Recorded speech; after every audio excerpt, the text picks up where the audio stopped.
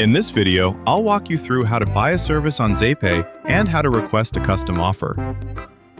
Once your profile is set up, head to the main dashboard and use the search bar to look for the service you need. You can also refine your results using the category drop-down for a more targeted experience. For example, let's search for SEO. As soon as you hit enter, you'll see a range of services related to your query. Choose the service that aligns with your project requirements. This will open the seller's profile where you can review their portfolio, check their pricing tiers, and send them a direct message if you need more information or clarification. If your project has unique requirements, you can request a custom offer. Simply click on the Create Custom Offer button.